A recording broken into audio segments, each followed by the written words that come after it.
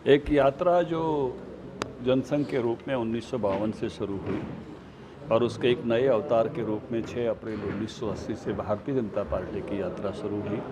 उसके बाद 43 वर्ष पूरे हुए हैं। हमारा 44वां स्थापना दिवस है।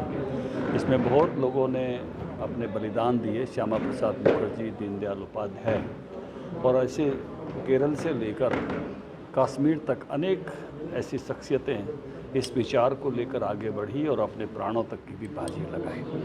बहुत सारे ऐसे महापुरुष जिन्होंने पल पल करके इस पार्टी को जिया, कुशाभाऊ ठाकरे हों, अटल बिहारी वाजपेयी जी हों, लाल कृष्ण आडवाणी हों, जगन्नाथ राव जोशी हों, ऐसे ही राज्यों में भी हमारे राज्य में डॉक्टर मंगल सेन जी हों, तो एक जिन्होंने जीवन का ध्येय बनाकर और इस पार्टी को लगातार, जिसको मैं कहूँगा चरैवेती नेति नेति के रूप में आगे बढ़ाते हुए लाए। और हमने वो हर दौर देखा। पूर्ण बहुमत की सरकार, 2 सीटें थी, वो समय भी देखा। जय पराजय सब में से होते हुए अनेक जो है ऐसी बाधाओं को झेलते हुए कुछ लक्ष्य लेकर हम चले थे। और वो लक्ष्य थे कि किस प्रकार से 370 धारा ख़त्म हो।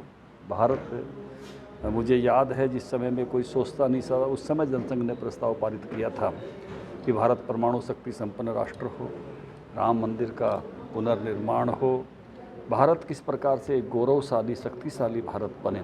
और आज उन सपनों को इन अमृत काल में हम जो है पूरा होते हुए देख रहे हैं। लेकिन अभी यात्रा की शुरुआत है।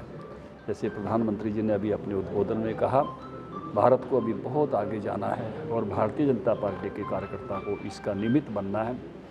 हरियाणा में आज हर बूथ पर हमने पार्टी का स्थापना दिवस मनाया है। हर बूथ पर, जैसे हमने यहाँ 158 नंबर बूथ अजरौंदा में, फरीदाबाद विधानसभा फरीदाबाद जिले में प्रधानमंत्री जी का उद्बोधन स्थापना दिवस का सुना है, पार्टी का ध्वजारोहण किया है।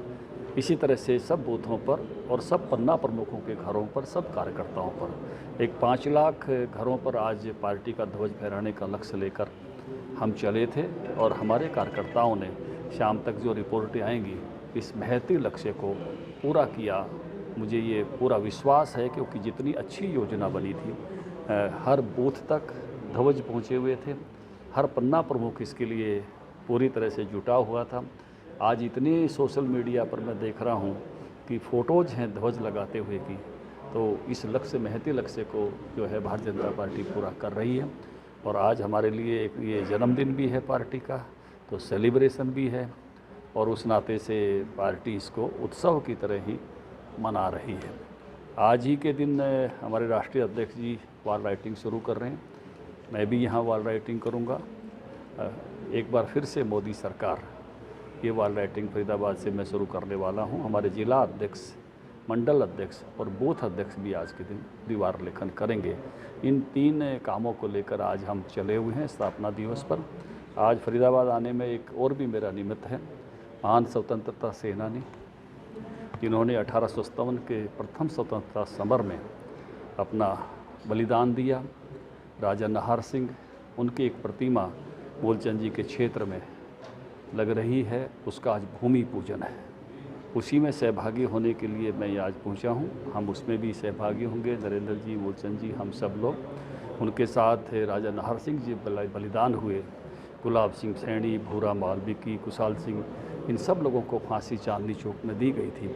ऐसे वीरों को नमन करने का, याद करने का, आज़ादी के अमृत महोत्सव से जो मोदी जी ने जिस प्रकार से शुरू किया, नेताजी सुभाष चंद्र बोस की प्रतिमा जिस प्रकार से इंडिया गेट पर लगी है और देश के एक एक शहीद को जिस प्रकार से याद किया जा रहा है, मैं बधाई दूंगा मूलचंद जी को और फरीदाबाद के सभी नेताओं को। नरेंद्र जी मेरे साथ हैं कि यहाँ भी वो राजा नाहर सिंह जी की एक प्रतिमा लोगों की आकांक्षा के अनुरूप, हालांकि पहले भी उनका नाम बहुत बड़ा नाम है, उनके नाम से स्टेशन है, उनका प्राचीन महल है, बहुत सारी चीज़ें उनके नाम पर हैं, लेकिन एक प्रतिमा ऐसे स्थान पर जहाँ लगातार वो हम सबको प्रेरित करते रहे, एक ऐसा वीर जो बहुत ही युवा अवस्था में देश के लिए बलिदान हो गया, उस कार्यक्रम में भी मैं सहभागी होने आया हूँ। सर, एक सवाल राजनीतिक तौर पे आप लगातार एक्टिव रहते हैं, पूरे प्रदेश में घूमते रहते हैं, लेकिन अब विपक्ष आपके समक्ष कार्यक्रम हो या सीएम साहब का भिवानी के साथ ही जनसंवाद शुरू करना, राजनीतिक दलों में देखें तो इंडियन नेशनल लोकदल भी अपनी फील्ड में उतरी हुई है, जेजेपी भी उतरी है।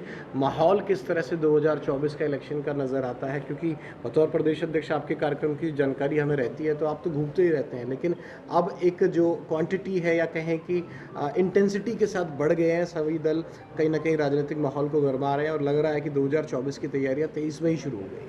देखिए, अभी प्रधानमंत्री का उद्बोधन सुन रहे थे और फिर एक बार मोदी सरकार है, ये लोगों ने ही कहना शुरू कर दिया है। भारतीय जनता पार्टी फिर से यहाँ 10 की 10 सीटें लोकसभा की जीतेगी और 24 में फिर से हरियाणा में भी सरकार बनाएगी।